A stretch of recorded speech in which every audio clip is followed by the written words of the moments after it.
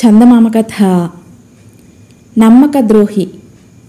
బ్రహ్మదత్తుడు కాశీరాజ్యాన్ని పరిపాలించే కాలంలో 500 మంది వర్తకులు ఒక నౌకలో సముద్రం మీదుగా పోతూ ఉండగా నడి సముద్రంలో నౌక మునిగిపోయింది.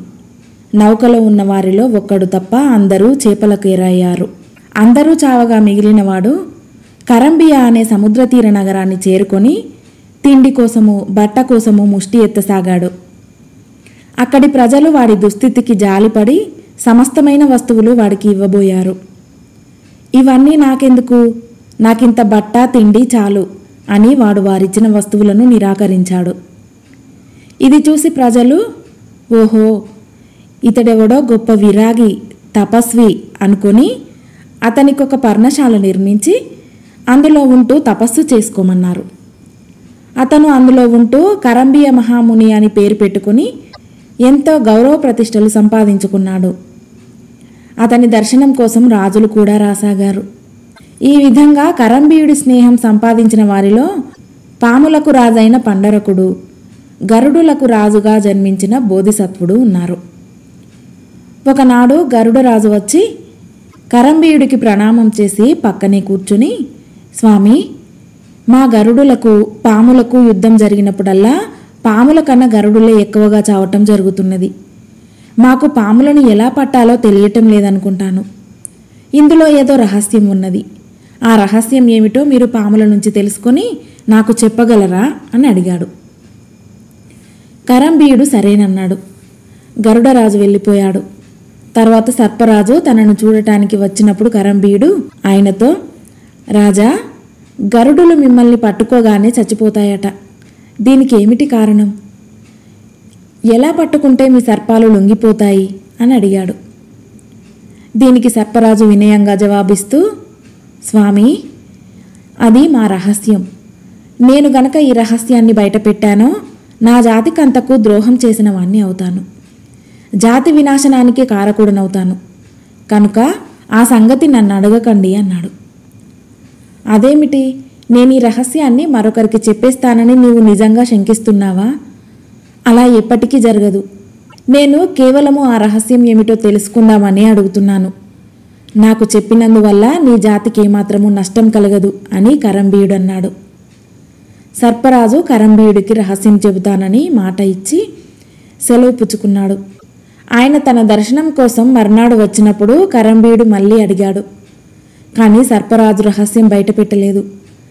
ఆయన 3వసారి వచ్చినప్పుడు కరంబీయుడు, ఇవాళ 3వసారి అడుగుతున్నాను, మీ రహస్యం చెప్పవు, కారణమేమిటి అని అడిగాడు. దానికి సర్పరాజు, స్వామి, తమరు ఈ రహస్యాన్ని మరెవరికైనా చెప్పేస్తారేమోనని నాకు భయంగా ఉంది అన్నాడు. నేనలా ఎన్నటికీ చెప్పనని ప్రమాణం చేస్తున్నాను అన్నాడు కరంబీయుడు.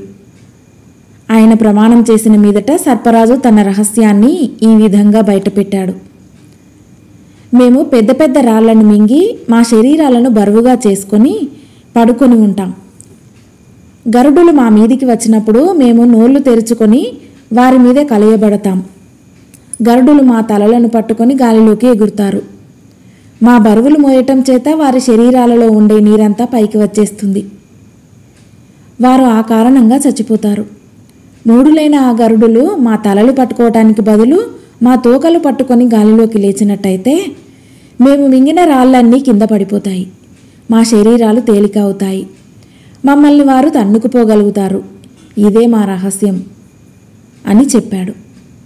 సర్పరాజు వెళ్ళిపోగానే గరుడరాజు వచ్చి కరంబీయుడితో, స్వామి, సర్పరాజు నుంచి పాముల రహస్యం తెలుసుకున్నారా అన్నాడు. కరంబీయుడు సర్పరాజు నుంచి తాను తెలుసుకున్న రహస్యం కాస్త గరుడరాజుకు చెప్పేశాడు. ఈ సర్పరాజు గొప్ప అపచారం చేశాడు. తన జాతి యావత్తు నాశనం అయ్యేటందుకు సహాయపడగల రహస్యాన్ని ఆయన మరొకరికి తెలియనిచ్చి ఉండకూడదు.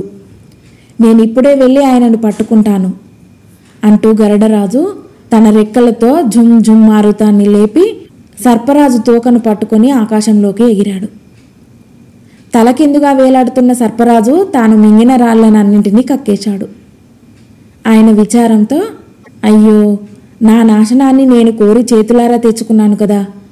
ఆ దుర్మార్గుడు మహాముని అని మోసపోయి నా రహస్యం కాస్త చెప్పేశాను అని విలపించాడు.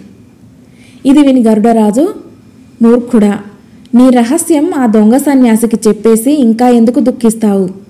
చావు ఎవరికి తప్పదు, కానీ వివేకం మానవుడి ప్రధాన ధర్మం. నీ దుర్గతికి కారణం నేను కాను, సన్యాసి కాడు, నీ అవివేకమే. ప్రాణికి తల్లిదండ్రుల కన్నా ప్రేమపాత్రులు ఉండరు. అలాంటి తల్లిదండ్రులకు కూడా నీ రహస్యం చెప్పరాదు. అనేక మంది బంధువులు, మిత్రులు ఉంటారు. రూపవతి అయిన భార్య ఉంటుంది. వారెవరికీ నీ రహస్యం తెలియనివ్వరాదు. ఆ విధంగా రహస్యం దాచగలిగిన వాడే శత్రువును దూరంగా ఉంచగలుగుతాడు అన్నాడు. మహాత్మా, నీ హితబోధ గ్రహించాను. తల్లి తన బిడ్డపైన ఎలాంటి కరుణ చూపుతుందో నాపైన అలాంటి కరుణ చూపు అని సర్పరాజు గరుడరాజును ప్రార్థించాడు. కొడుకులలో 3 రకాలు: శిష్యులు, పెంచినవారు, గర్భవాసాన పుట్టినవారు. అందులో నీవు నాకు శిష్యుడవు కనుక కొడుకువయ్యావు. అందుచేత నీ ప్రాణాన్ని కాపాడుతున్నాను అంటూ గరుడరాజు సర్పరాజును నేల మీదికి దించి వదిలిపెట్టాడు. సర్పరాజు నాగలోకానికి వెళ్ళాడు.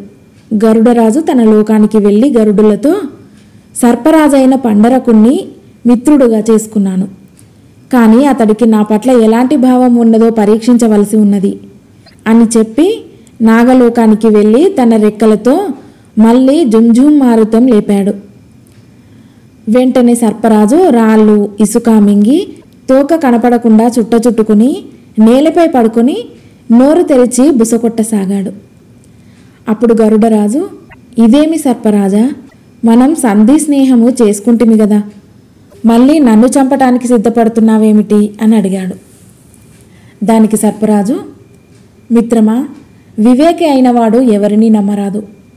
అందులో నిన్నటి వరకు శత్రువుగా ఉండిన నిన్ను ఎలా నమ్మను అన్నాడు.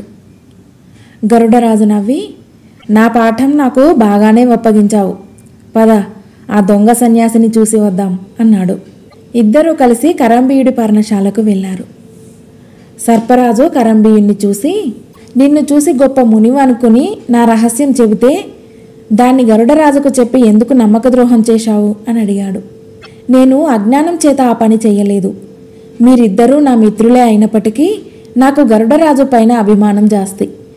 అందుచేత నీ రహస్యం గరుడరాజుకు చెప్పేశాను అన్నాడు కరంబీయుడు. ఛీ నీచుడా, సర్వసంగాలను పరిత్యజించి కూడా పక్షపాత బుద్ధి, శత్రుమిత్ర భావము పోని నీవు కూడా ఒక మునివేనా? లోకాన్ని ఈ విధంగా వంచిస్తున్నందుకు నీ శిరస్సు 7 చెక్కలగుగాక అని సర్పరాజు కరంబీయుణ్ణి శపించాడు. మరుక్షణమే కరంబీయుడి శిరస్సు 7 చెక్కలయింది. అతని కింద భూమి విచ్చుకున్నది. అతను నేరుగా అవీచి నరకానికి దిగిపోయాడు. కథ సమాప్తం.